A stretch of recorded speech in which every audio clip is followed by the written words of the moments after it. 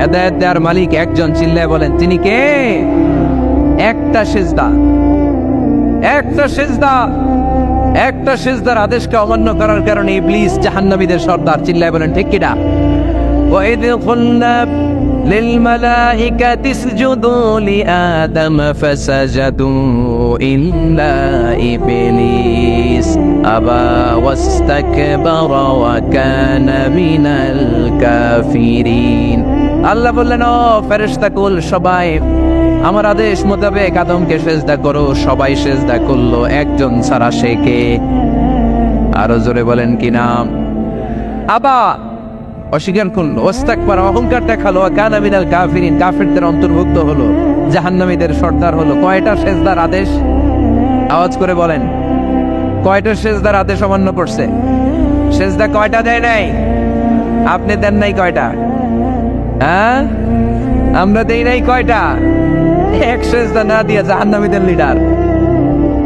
আমরা সেজদা মিস করছি কয়টা? কয়টা? মুসলমান সেজদায় লুটিয়ে পড়তে হবে একজনের খুশির জন্য, তিনি কে? তাহলে কোরআনকে যে প্রশ্ন করেছি, কোরআন সব উত্তর দিয়ে ফেললো। কোরআন আমাদেরকে জানিয়ে দিল, তোমরা সবাই আল্লাহর নৈকট্যপ্রাপ্ত বান্দা হতে চাও, আল্লাহর কাছের বান্দা হতে চাও, তাহলে ওয়াসজুদ, কি করো? সবাই বলে নাই, আওয়াজ করে বুঝছো? বলো মুসলমান, ওয়াসজুদ মানে কি? সেজদা করো। সেজদা করলেই আল্লাহর কাছে যাওয়া যায়।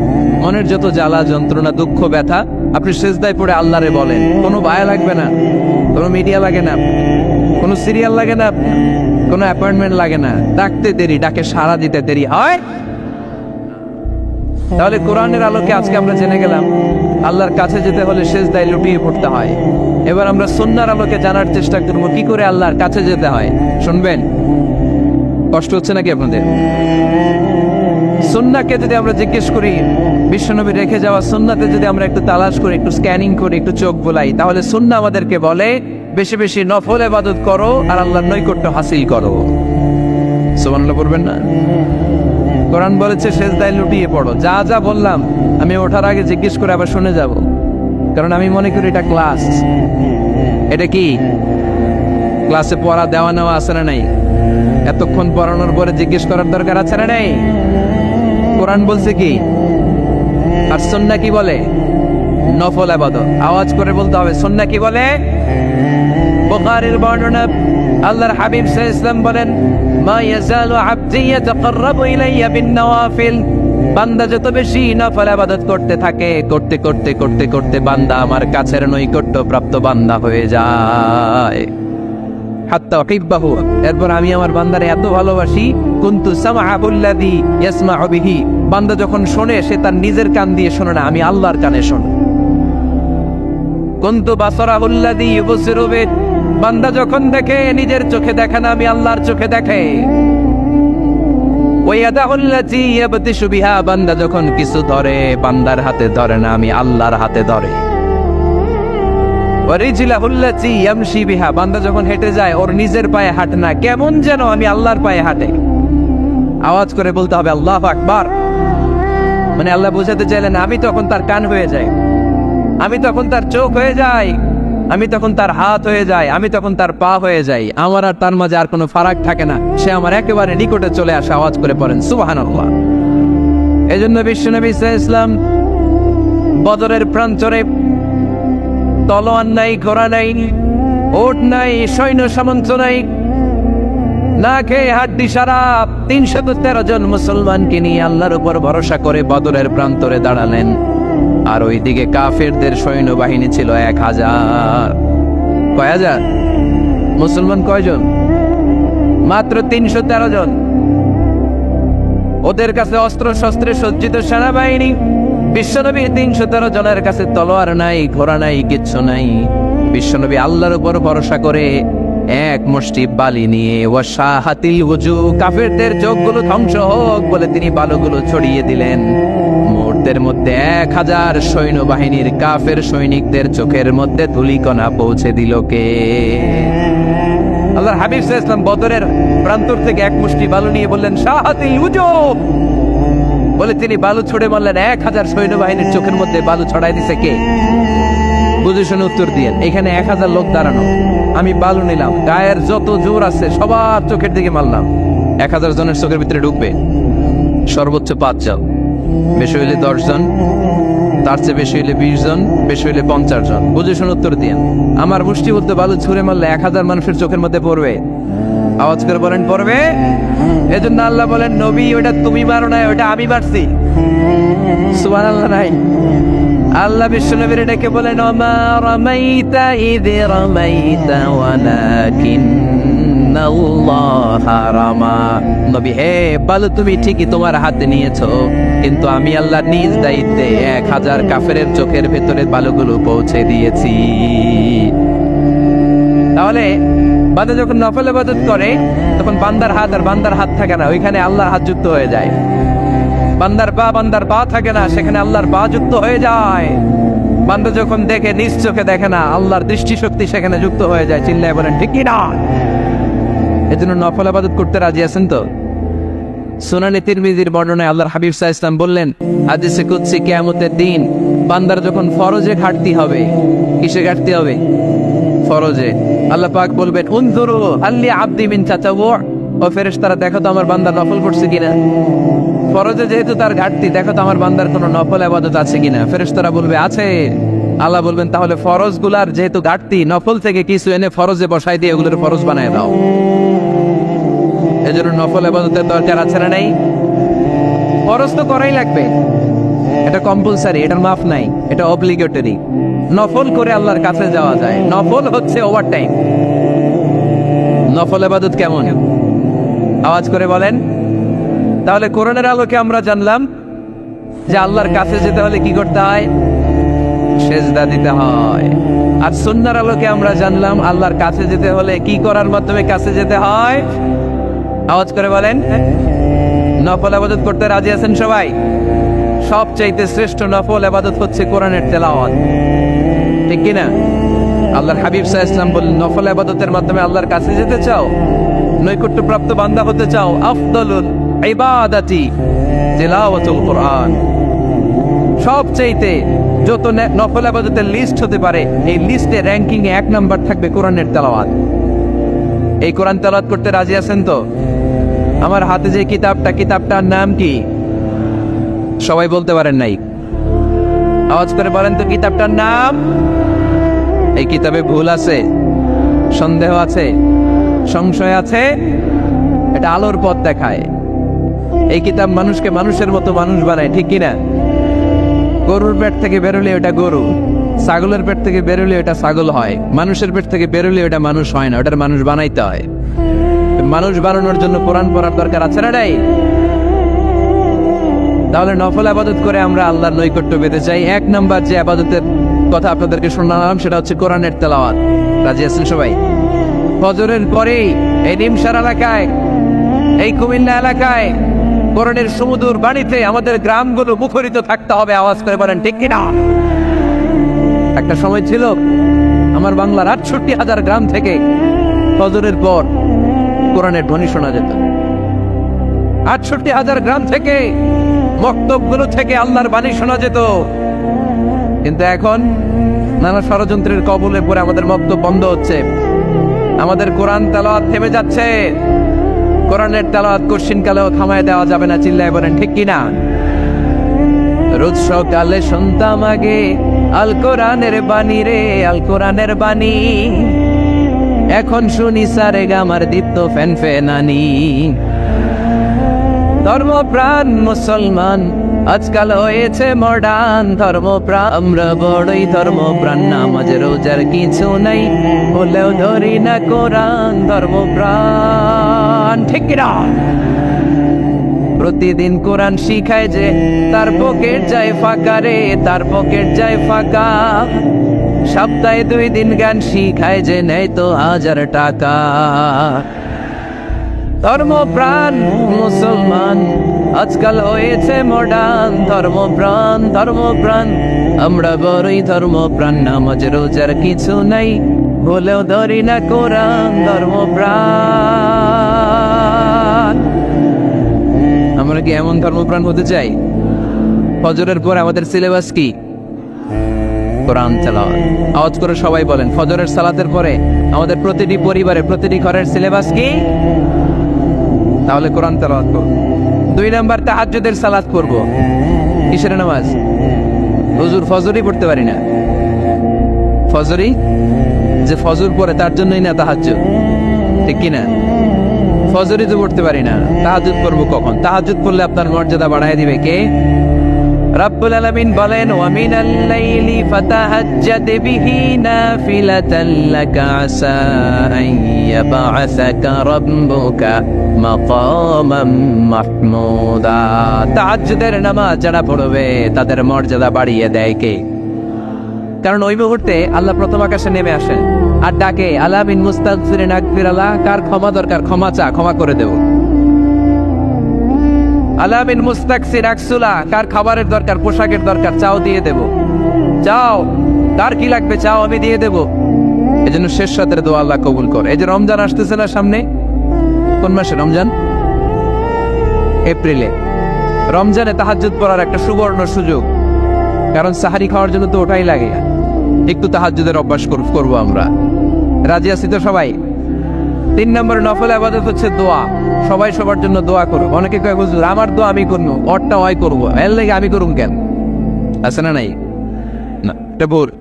নিজের জন্য করবেন, অন্যের জন্য করবেন। মা মিন আবদিন মুসলিম ইয়াদউ লিআখিহিল মুসলিম ইল্লা ক্বালা লাহুল মালাকু ওয়া লাকা বিমিসলিন। কোন বান্দা যখন তার ভাইয়ের জন্য দোয়া করে, ফেরেশতারা বলে, আল্লাহ এই দোয়াটা যে দোয়া করছে আগে তার জন্য কবুল করে নাও। আপনি দোয়া করলেন, আল্লাহ আমার ভাই অসুস্থ, তারে সুস্থ করে দাও। ফেরেশতারা বলে, আল্লাহ যিনি দোয়া করতেছে তার যদি কোনো অসুস্থতা থাকে আগে তারে সুস্থ করে দাও। তাহলে অন্যের জন্য দোয়া করলে লাভ আছে না নাই? দোয়া করতে জানে না অনেকে। দোয়ার আলোচনা আছে আমার, ইউটিউবে সার্চ দিবে দোয়া, মিজানুর রহমান আসারি পেয়ে যাবেন। It's an art. দোয়াটা একটা শিল্প। এটার মধ্যে চোখের পানি জুড়ে দিবেন, আবেগ জুড়ে দিবেন, মুহূর্তেই আরশের মধ্যে যে নক করবে। সুবহানাল্লাহ কইবেন না? চোখের পানির দাম আল্লাহর কাছে খুব বেশি। 2 ফোঁটা পানি। কি আপনারা বিরক্ত হয়ে গেছেন? আর 2-1 মিনিট বসেন। 2 ফোঁটা পানি আল্লাহর কাছে প্রিয়। আওয়াজ করে বলেন, কয় ফোঁটা? 2 ফোঁটা। এক হচ্ছে জিহাদের ময়দানে রক্তের ফোঁটা, আরেক হচ্ছে অনুতপ্ত বান্দার চোখের পানির ফোঁটা। অনুতপ্ত বান্দা যখন অনুতপ্ত হয়ে কাঁদে, তার চোখের পানি চোখ বেয়ে নাকের ডগা বেয়ে মাটিতে পড়ার আগেই ওই বান্দার সব গুনাহ আল্লাহ মাফ করে দেয়। তাহলে প্রথমে কোরআন তেলাওয়াত, তারপর তাহাজ্জুদের নামাজ, তারপরে দোয়া, 4 নম্বরে জিকির। জিকির নফল ইবাদত, ঠিক কি না? জিকির করতে করতে স্টেজের উপরে উঠে যাবেন আপনারা সবাই। পারবেন কারা কারা? হাত তোলেন। কত বড় সাহস দেখছেন? আমার উপরে বলে লাফাই উঠবে। বাঁশ আছে জায়গায়, বাঁশ। হ্যাঁ, না এটা করবেন না। কারণ ফাযকুরুল্লাহ কামা আল্লামাকুম, জিকির ওইভাবে করো যেভাবে আল্লাহ শিখিয়েছেন।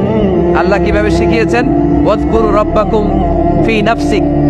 দেখেন জিকির করার পদ্ধতি কোরআন থেকে শোনেন। মনে মনে করো, তাদাররুআন সবিনয়ে করো, খিফাতান ভীত বিহবল চিত্তে করো, দুনাল জাহরি মিনাল কওল অনুচ্চ স্বরে, বেশি আওয়াজ করে লাফালাফি করো না। এটা হচ্ছে জিকির করার পদ্ধতি। জিকির করার পদ্ধতি আল্লাহর হাবিব শিখালেন, আহাব্বুল কালামি ইলাল্লাহি আরবাআ, আল্লাহর কাছে সবচেয়ে প্রিয় কথা কয়টি? 1 নাম্বার সুবহানাল্লাহ, 2 নাম্বার আলহামদুলিল্লাহ, 3 নাম্বার লা ইলাহা ইল্লাল্লাহ, 4 নাম্বার আল্লাহু আকবার। এর চেয়ে শ্রেষ্ঠ জিকির আর হতে পারে? আবার আল্লাহর হাবিব সাল্লাল্লাহু আলাইহি ওয়াসাল্লাম বললেন, মান ক্বালা লা ইলাহা ইল্লাল্লাহ দাখালাল জান্নাহ। একবার লা ইলাহা বলে যে মরতে পারবে তার জন্য জান্নাত ওয়াজিব করে দিবে কে? এই জিকিরগুলো করবেন হাতের গিড়ায়, আঙ্গুলের গিড়া আছে না? ডান হাত তুলেন তো, এরকম গিড়াগুলো দেখান তো আমারে, এইভাবে সুবহানাল্লাহ সুবহানাল্লাহ সুবহানাল্লাহ। এটা সুন্নাত, পাওয়া যাবে? আব্দুল্লাহ ইবনে আমর ইবনুল আস বলেন, রাআইতু রাসূলুল্লাহি সাল্লাল্লাহু আলাইহি ওয়াসাল্লাম ইয়াকিদু তাসবিহা বিয়ামিনি, আমি নিজ চোখে আল্লাহ রাসূল সাল্লাল্লাহু আলাইহি ওয়াসাল্লামকে ডান হাতের গিড়াতে এরকম তাসবিহ পড়তে দেখেছি। সুবহানাল্লাহ পড়েন। নীরবে নিঃশব্দে জিকির করবেন। হ্যাঁ, এটা ঠিক। তালিমের জন্য একটু আওয়াজ করে প্রয়োজনে মাঝে মাঝে জিকির করা যায়। যেমন এইভাবে পড়েন, সুবহানাল্লাহ, আলহামদুলিল্লাহ, লা ইলাহা ইল্লাল্লাহ, সুবহানাল্লাহ, লা ইলাহা ইল্লাল্লাহ, মুহাম্মাদুর রাসূলুল্লাহ সাল্লাল্লাহু আলাইহি ওয়াসাল্লাম। এই যে আপনাদেরকে এখন আমি তালিম দিলাম, এই তালিমের উদ্দেশ্যে সুন্দরভাবে অল্প আওয়াজে জিকির করা যায়, কিন্তু চিৎকার চেঁচামেচি করে, আমার দিকে তাকান, এদিকে তাকান, চিৎকার চেঁচামেচি করে লাফালাফি করে জিকির করা যাবে? জিকির করতে করতে প্যান্ডেলের বাঁশের মাথায় ওঠা যাবে? যিনি জিকির পরিচালনা করতেছেন ওনার ঘাড়ে ওঠা যাবে? যাবে? আল্লাহর হাবিব সাল্লাল্লাহু আলাইহি ওয়াসাল্লাম জিকির করতেছেন, আবু বকর ওমর ফারুক বসা, আবু বকর রাদিয়াল্লাহু আনহু জিকির করতে করতে আল্লাহ রাসূলের ঘাড়ে। হাদিসে আছে না এগুলা? কথা কয় না। আল্লাহর হাবিব সাল্লাল্লাহু আলাইহি ওয়াসাল্লাম তাসবিহ পড়তেছেন, ওমর ফারুক জিকির করতে করতে ইশকের ঠেলায় আল্লাহর নবীর কান্দে। গোটা বিশ্বের কোন হাদিসের কিতাবে এই পন্থায় জিকির দেখানো যাবে? কোরআনের কথা শুনেন, ফাযকুরুল্লাহা কামা আল্লামাকুম, ওইভাবে আল্লাহর জিকির করো যেমন করে আল্লাহ তোমাদের শিখিয়েছেন। কোন হাদিস দেখাতে পারবেন যে আবু বকর রাদিয়াল্লাহু তাআলা আনহু জিকির করতে করতে, আরব দেশে সৌদিতে ছিল খেজুর গাছ, জিকির করতে করতে খেজুর গাছের আগায়, ওমরে ফারুক খেজুর গাছের আগায়, এগুলো পেলেন কোথায়? কেন এগুলো করেন? আল্লাহর হাবিব সাল্লাল্লাহু আলাইহি ওয়াসাল্লাম না, আল্লাহর হাবিব সাল্লাল্লাহু আলাইহি ওয়াসাল্লাম যেভাবে জিকির শিখিয়েছেন আমরা ওইভাবে করব। বরকত দিবে কে? 5 নাম্বার, নফল ইবাদত, দান খয়রাত করব। রাজি আছেন? গোপন দান, গোপন দান আল্লাহর রাগ কমায় দেয়। কোন কারণে আমার রব যদি আমার উপর রেগে থাকে, আমি গোপন দান করলে ওই রাগটা মুহূর্তে ঠান্ডা হয়ে যায়। আল্লাকা সিররুন ইনদাল্লাহ বাইনাকা আনতা ওয়া বাইনাল্লাহ, আল্লাকা সাদাকাতুন তাখফা লা ইয়ালামুহা ইল্লাল্লাহ, আল্লাকা সিররুন ইনদাল্লাহ বাইনাকা আনতা ওয়া বাইনাল্লাহ, আল্লাকা সাদাকাতুন তাখফা লা ইয়ালামুহা ইল্লাল্লাহ। সুবহানাল্লাহ পড়ে। তোমার আর তোমার রবের এমন কোন গোপন বিষয় আছে নাকি যেটা তুমি আর তোমার রব ছাড়া কেউ জানে না? তুমি জীবনে এরকম গোপন দান করছো নাকি যেটা আল্লাহ ছাড়া কেউ দেখেনি? ওই দানটা আল্লাহ পছন্দ করে। সর্বশেষ কথা বলি, শেষ কথা, মানুষকে খাওয়াবেন। মানুষকে কি করবেন? খাওয়ানোর চেয়ে ভালো নফল ইবাদত আছে? কি করবেন? খাইবেন। কি করবেন? খাওয়াতে রাজি আছেন তো? কিয়ামতের দিন আল্লাহ তাআলা বলবে, এই বনি আদম, আমি তোমার কাছে খাবার চাইছিলাম, তুমি আমার খাবার দাও নাই। বনি আদম বলবে, আল্লাহ আপনি যদি খাবার চাইতেন খাবারের বস্তা নিয়ে যাইতাম। আল্লাহ তাআলা বলবেন, এই যে না খেয়ে থাকা পথ শিশুগুলো, শীতের রাতে শুয়ে থাকা না খেয়ে থাকা শিশুগুলো খাবার চেয়েছিল, তুমি খাবার দাও নাই, ওদেরকে খাওয়ালেই আমি আল্লাহকে খাওয়ানো হয়ে যেত। জান্নাতের পোশাক কেমন হবে জানেন? রেশমের পোশাক। ওয়ালিবাসুহুম ফিহা হারির, the dress will be in Jannah with fine green silk with a gold embroidery. জান্নাতে যারা থাকবে তাদের পোশাক হবে পাতলা সবুজ রঙের রেশমের কাপড়ের পোশাক, যেটার মধ্যে গোল্ডের, স্বর্ণের ডিজাইন করা, এমব্রয়ডারি করা থাকবে। ওই পোশাক পরিয়ে দেওয়া হবে আর বলা হবে নাম কান্নাউমিল আরুস, বাসর রাতে জামাই যেমনি আনন্দে ঘুমায় তুমিও ঘুমাও। দুনিয়াতে অনেক কষ্ট সহ্য করছো, দুনিয়াতে পুলিশের দৌড়ানি, র্যাবের দৌড়ানি, আছে না নাই? ইসলামের পক্ষে যারা কথা বলে নিজ এলাকায় পরবাসী, আছে না নাই? আহা, মামলা হামলা, ঝক্কি ঝামেলা ঝুঁকি একটার পর একটা, তার পিছু ছাড়ে না। সে ঘুমাইতেও পারে নাই, চিল্লায় বলেন ঠিক কিনা? আনন্দের ঘুম আমরা সেদিন দেব, ইনশাল্লাহ। কবেন না? নাম কানাউমিল আরুস, বাসর রাতে বর যেমনি কনেকি নিয়ে ঘুমায়, ঘুমাও। দুনিয়াতে ঘুমাইতে পারো না, দুনিয়াতে খালি দৌড়াইছো। কি করছো? দৌড়ানির উপরে ছিল। আজকে দৌড়ানি নাই, আজকে দৌড়ানি হবে ওই দলে। কথা কর, যারা ইসলামের পক্ষে ছিল না, আজীবন ইসলামের বাঁশ দিয়েছে, আজকে ওদেরকে বাঁশ দেওয়ার পালা। সেদিন হিসেব উল্টে যাবে। কথা বলেন। এবার ওদেরকে প্রশ্ন করা হবে, তুই ক মার রব্বু? কয় আমি জানি না। কি জানোস? কয় কিছুই জানি না। কি যে জানি না ওইটাও জানি না। দ্বিতীয় প্রশ্ন, ওয়ামা দীনুক, তোর ধর্মের নাম কি? কয় জানি না। ফেরেশতারা কয় আর প্রশ্ন বাকি একটা, তারপরে আমগো খেলা শুরু। ওমান হাযার রাজুল, do you know this person? দেখো তো এই লোকটার চিনা চিনা লাগে কিনা। কয় না, চিনি না, আমি কিচ্ছু জানি না, আমি কিচ্ছু মনে করতে পারছি না। খালি আমি মদ খাইতাম আর চিয়ার্স করতাম, এটা মনে আছে। আমি ইসলামের বিরুদ্ধে দৌড়াতাম, ইসলামের পক্ষের শক্তির উপর হামলা চালাতাম, এগুলো মনে আছে। কোরআনের বিরুদ্ধে ছিলাম, ইসলামের বিরুদ্ধে ছিলাম, বিশ্বনবীর বিরুদ্ধে ছিলাম, বিশ্বনবীর বিরুদ্ধে আমি বিষোদাগার করতাম, ইসলামের বিরুদ্ধে আমি জনপ্রচারণা চালাতাম। আজীবন আমার জীবনটারে আমি কাটিয়েছি ইসলামের বিপক্ষে। সুদ, ঘুষ, দুর্নীতি, যৌতুক, মদ ছিল আমার নিত্য সঙ্গী। আমি কিচ্ছু মনে করতে পারছি না, আমার ধর্ম নাই, আমার কিছুই মনে নাই। ফেরেশতারা বলবে ঠিক আছে, এবার আমগো খেলা শুরু। ফায়ুতরাফু বিমাতারিকা মিন হাদিদ, লোহার হাতুড়ি দিয়ে এবার ওর পিটানো শুরু। পিটাতে পিটাতে ওর গায়ের গোশত আর মাসেল গুলো থেতলে ফেলা হবে। ইকালু লিল আরদি ইলতাইবি, জমিনকে বলা হবে চাপ দাও।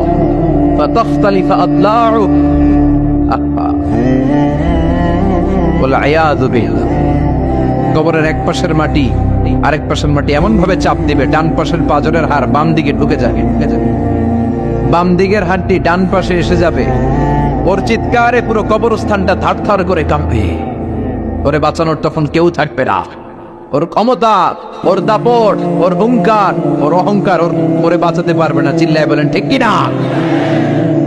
হাত্তা সাআস, কিয়ামত পর্যন্ত, কিয়ামত পর্যন্ত এই দুর্বিষহ জীবন সময় তার কাটতেই থাকবে। আল্লাহ কবরের এই আযাব থেকে তুমি আমাদেরকে বাঁচাও। সূরাতুল মুলক যারা নিয়মিত তেলাওয়াত করবে, আল্লাহর মেহেরবানিতে তাদের কবরে কোনো আযাব হবে না। পড়তে রাজি আছেন? কথা কয় না, পড়তে রাজি আছেন সবাই? বিষ্ণুই বললেন এখানেই শেষ নয়, আরো আছে। শাফাআত লি সাহিবিহা, এই সূরাটা কিয়ামতের দিন এই সূরা যে তেলাওয়াত করবে তার পক্ষে সুপারিশ করবে। কোরআন যদি আপনার বিপক্ষে আল্লাহর কাছে নালিশ করে, আপনার বাঁচার কোনো উপায় আছে? আপনার পীর সাহেব আপনারে বাঁচাইতে পারবে? তাহলে আপনার দলের নেতা কথা কন, কেউ বাঁচাইতে পারবে আপনারে? কোরআন যেমনি আপনার বিরুদ্ধে দাঁড়ালে আপনারে বাঁচাতে পারবে না, কোরআন তেমনি আপনার পক্ষে দাঁড়ালে আল্লাহ আপনারে ফেলে দিতে পারবে। কোরআন আপনার পক্ষে থাকলে আল্লাহ আপনাকে দয়া করবেনি। আল্লাহর হাবিব সাল্লাল্লাহু আলাইহি ওয়াসাল্লাম হালাফুল ফুজুল করেছেন, হাতে হাত রেখে শপথ করলেন যে মক্কার জমিনে কোনো টেন্ডারবাজি চলবে না, কোনো চাঁদাবাজি চলবে না, কোনো অন্যায় চলবে না, দুর্বলের উপর সবলের অত্যাচার চলবে না। যারাই মাজলুম হবে হাতে হাত রেখে আমরা তাদের সাথে দাঁড়িয়ে যাব। এরকম টেন্ডারবাজি বন্ধ করার দরকার আছে না নাই? চাঁদাবাজি বন্ধের দরকার আছে না নাই? ক্যাসিনো বিজনেস থামায় দেওয়ার দরকার আছে না নাই? মাদক আর সন্ত্রাসকে রুখে দাঁড়ানোর দরকার আছে না? ইসলাম সবসময় জঙ্গিবাদের বিরুদ্ধে, ইসলাম সবসময় মাদকের বিরুদ্ধে, ইসলাম সবসময় কট্টরপন্থার বিরুদ্ধে, ইসলাম সবসময় শান্তির পক্ষে, ঠিক কিনা? ইসলাম আর জঙ্গিবাদ কি এক? জেহাদ আর জঙ্গিবাদ কি এক? আরে জেহাদ হচ্ছে জঙ্গিবাদকে কবর দেওয়ার জন্য আল্লাহ পাঠিয়েছে। চিল্লায় বলেন ঠিক কিনা?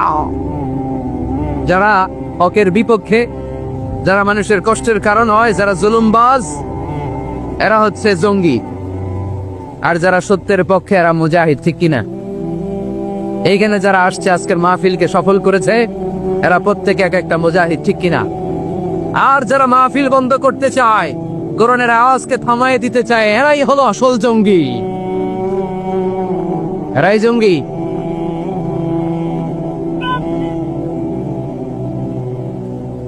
আল্লাহর হাবিব সাল্লাল্লাহু আলাইহি ওয়াসাল্লাম তিনি সব সময় সত্যের পক্ষে ছিলেন।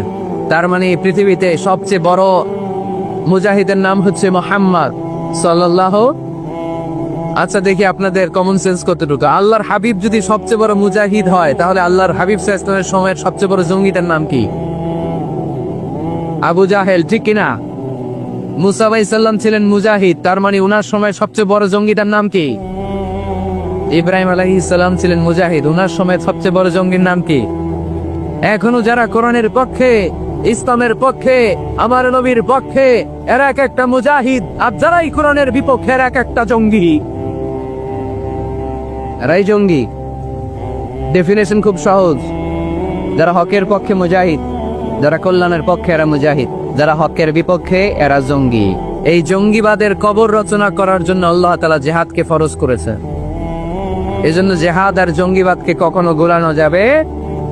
আল্লাহর হাবিব সাল্লাল্লাহু আলাইহি ওয়াসাল্লাম ছিলেন মেহনতি মানুষের বন্ধু। মেহনতি খেটে খাওয়া মানুষকে আমার নবী এত ভালোবাসতেন যে বিদায় হজের মতো এত গুরুত্বপূর্ণ ভাষণেও বাদ যায়নি খেটে খাওয়া মানুষের কথা। তিনি বলেছেন, আরে কাকুম আতঈমুহুম মিম্মা তাকুলুন ওয়াকসুহুম মিম্মা তালবিসুন। খবরদার, তোমাদের অধীনস্থ কর্মচারীদের সাথে খারাপ আচরণ করো না। তোমরা যা খাবে তাদেরও তা খেতে দিও, তোমরা যা পড়বে সেখান থেকে তাদেরকেও পোশাকের ব্যবস্থা করে দিও। মেহনতি মানুষের কথা বিষ্ণুনবী বিদায় হজের ভাষণও বলেছেন, ঠিক কিনা? তার মানে আমার নবী কি ন্যারো মাইন্ডেড ছিলেন না ব্রড মাইন্ডেড? আওয়াজ করে বলতে হবে, ন্যারো মাইন্ডেড না ব্রড মাইন্ডেড? তো নেতা হইতে হইলে বড় মনের অধিকারী হইতে হয়। তার মানে এই কোয়ালিটি আমার নবীর মধ্যে ছিল কি ছিল না? আওয়াজ করে বলতে হবে, ছিল কি ছিল না? কষ্ট হইতেছে আপনাদের? নেতা হওয়ার জন্য 5 নম্বরে যে গুণটা লাগে সেটা হচ্ছে ট্রুথফুলনেস এন্ড দ্য ট্রাস্টওয়ার্দিনেস। নেতার সত্য কথা বলা লাগবে আর আমানতদার হওয়া লাগবে, ঠিক কিনা? মিথ্যা কথা বললে এটা কি নেতা? এটা কি? হ্যাঁ, আমি কই নাই, আপনারা কইছেন, আমার কোনো দোষ নাই। ট্রাস্টওয়ার্দিনেস থাকতে হবে, মানে আমানতদারিতা থাকতে হবে। আল্লাহর হাবিব সাল্লাল্লাহু আলাইহি ওয়াসাল্লাম কোথাও গেলেই মক্কার লোকেরা খুশি হয়ে যেত, বলতো যা আমিন রাদিনা বে, আরে আমিন আসছে, আলামিন as-সাদিক আল-আমিন, সত্যবাদী এসেছে। ওয়া আনজির আশীরাতাকাল আখরাবিন, হে নবী মুহাম্মদ, তুমি তোমার নিকট আত্মীয়দেরকে এবার জাহান্নামের ভয় দেখাও। মক্কায় যখন এই আয়াত নাজিল হলো, আল্লাহর হাবিব সাল্লাল্লাহু আলাইহি ওয়াসাল্লাম সাফা পাহাড়ের উপরে উঠে ডাক দিলেন, ও কুরাইশের লোকেরা, ও হাশিমি খানদানের লোকেরা, ও আমার বংশের লোকেরা। ডাক দেওয়ার সাথে সাথে সব লোক, কারণ কণ্ঠটা চিনা, সবাই বুঝতে পারছে এটা মুহাম্মদ সাল্লাল্লাহু আলাইহি ওয়াসাল্লামের কণ্ঠ। মক্কার সব লোকেরা, ইসলামের একেবারে প্রাথমিক যুগের কথা শোনাচ্ছি, তখনও তিনি বেশি দাওয়াতি কার্যক্রম শুরু করেন নাই। উনি বললেন, ও আমার হাশমি খানদানের লোকেরা, ও আমার আত্মীয়রা। বিষ্ণু সাল্লাল্লাহু আলাইহি ওয়াসাল্লামের কণ্ঠ ছিল পরিচিত, সবাই বের হয়ে আস। এসে বলল, মুহাম্মদ কেন ডেকেছ? আল্লাহর হাবিব সাল্লাল্লাহু আলাইহি সাল্লাম বললেন, আমি যদি এখন তোমাদেরকে বলি, এখনই আমি যদি তোমাদের বলি এই সাফা পাহাড়ের পেছনে একদল নাঙ্গা তলোয়ার নিয়ে ঘোড়সওয়ার তোমাদেরকে কচু কাটার জন্য অপেক্ষা করছে, তোমরা কি আমার কথা বিশ্বাস করবা? আমার কথা শুনতেছেন আপনারা? মনোযোগ আছে না গেছে? আল্লাহর হাবিব সাল্লাল্লাহু আলাইহি ওয়াসাল্লাম বললেন, আমি যদি বলি সাফা পাহাড়ের পেছনে নাঙ্গা তলোয়ার নিয়ে একদল ঘোড়সওয়ার তোমাদেরকে কচু কাটার জন্য অপেক্ষা করছে, বিশ্বাস করবা? মক্কার সবগুলো লোক একসাথে বলল, নাআম, অবশ্যই বিশ্বাস করব, কারণ মা জাররাবনা আলাইকা ইল্লা সিদকা, মুহাম্মদ আমরা জীবনে তোমার থেকে একদিনও একটা মিথ্যা কথা শুনিনি। We have never been experienced a single lie from you in our life. কথাটার ওজন কত খেয়াল করতে হবে, এই কথাটার ওজন কতটুকু